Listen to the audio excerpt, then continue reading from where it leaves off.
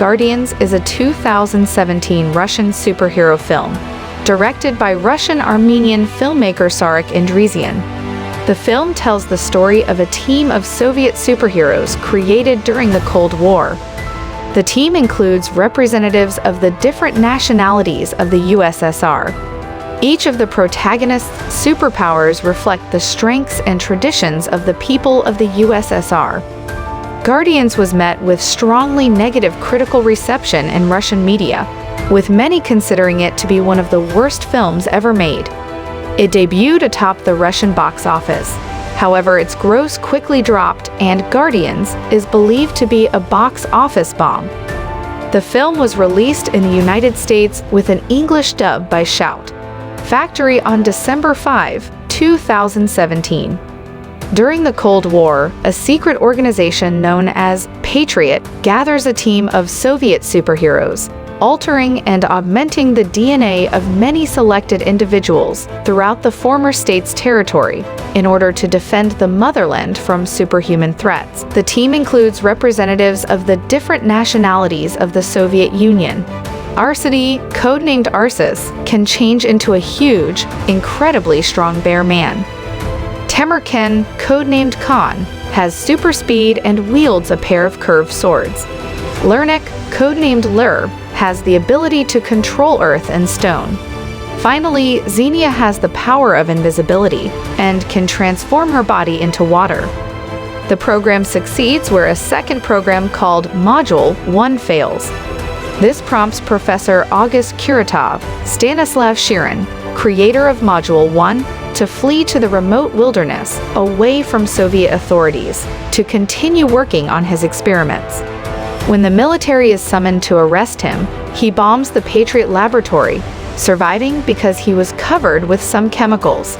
He rebuilds his damaged body, making himself into a cyborg. This gives him the power to generate electricity and control machines.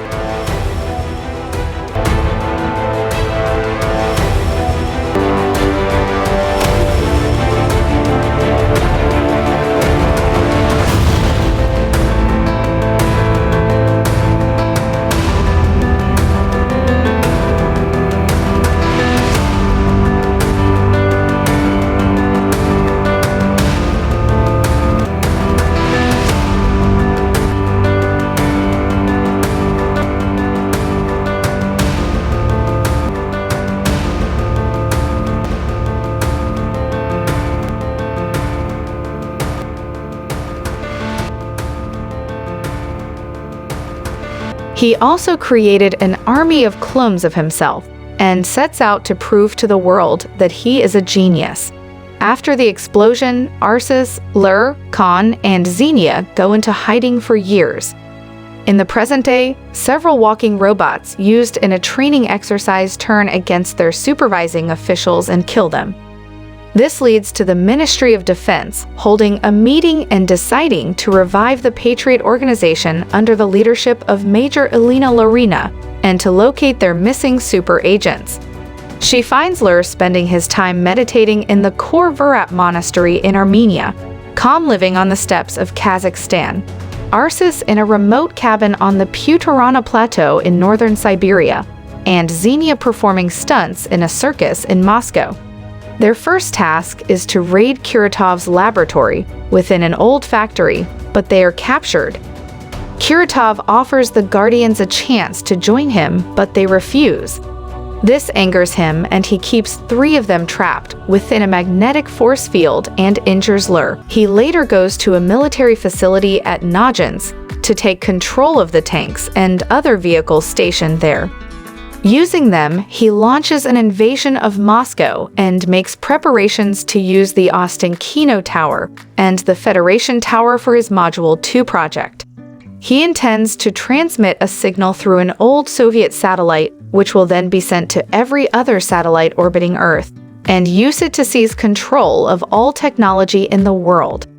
He uses a force field to protect his beacon tower and destroy several jet fighters that are sent to stop him. When a collaborator within the Russian military, Major General Nikolai Dolgov, asks Kuratov for a reward for his help, Kuratov strangles him to death. While Lur recovers, he reflects on the fact that his superhuman abilities prevent him from aging normally. He has stayed the same age while his wife and grandchildren have grown older and died. Afterward, Major Alina frees the other team members from Kuratov's laboratory.